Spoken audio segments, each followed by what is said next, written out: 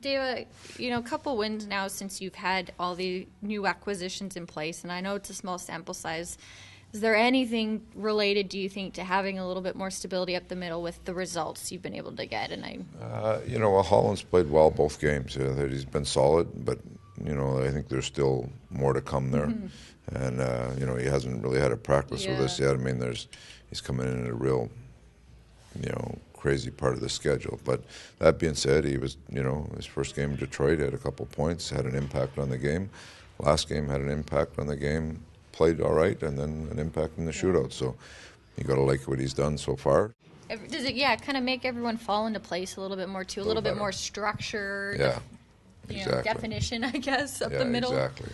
And especially that second, up, let's call it a top three center position that's the Richardson injury is, we put Dvorak in there, we've got Ed in there. I mean, young players that can give you a little bit, but they're just not like a regular NHL player or like a veteran NHL player yet. And this can help a Christian, right? That he has Jordan and Peter and Marty in front of him. Exactly. How does that help him? It just allows more stability there, so young player doesn't get put in bad positions. Yeah. Why have you kept Jordan up there? What have you liked from him to keep him as an option? Another goal last night. He's just played really well. Okay. Played really well. He's played a lot of center before, so it's not like we just threw him in there. But he's played there enough now that with Richardson out long term, he gives us similar minutes as Richardson was there.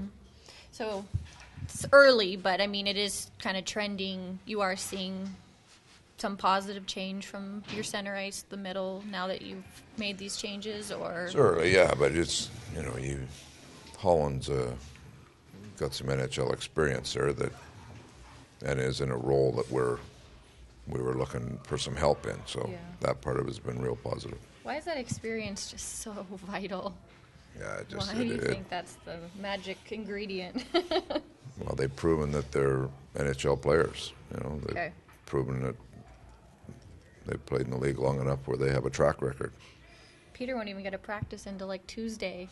Yeah, maybe this is. Probably. But he said he thinks he has more to give once he gets a little bit more familiar. He said, "I think I have more potential to unleash." You see that too if he gets some practice. You hope he does. Yeah. I mean, you hope he continues to get up and going. He hasn't played much in the last 3 weeks, other than 2 games. So, so you hope that he continues to build on that. Yeah. Overall, Dave, this trip. I mean, you have couple wins, so you're going to go home not on the losing side of the ledger, but overall, what have you seen that's encouraging, but that you'd like to maybe see fine-tuned? Started a little slow, to say the least, and then Detroit, with the back-to-back, the first half of the game in Detroit, I thought we played well, and the back half, Mike really cleaned up a lot of the mistakes we were making, but I think fatigue was part of an issue there. Toronto threw lots of pucks at our net, but and you look at the game after, there were some parts of the game that I thought we played well in. I didn't think we played as near as well as we would have liked in the first period. We didn't. Our legs weren't moving. Second period, we got moving a little bit. So there's been some positives. There's been some good, but it's we want to continue to improve as a team, and that's what we're trying to do right now. What encourages you most about Mike's play of late, and just the rhythm that he's found and the consistency he seems to be thriving off of? The consistency, the level of his play is very high, and he's consistent with that level.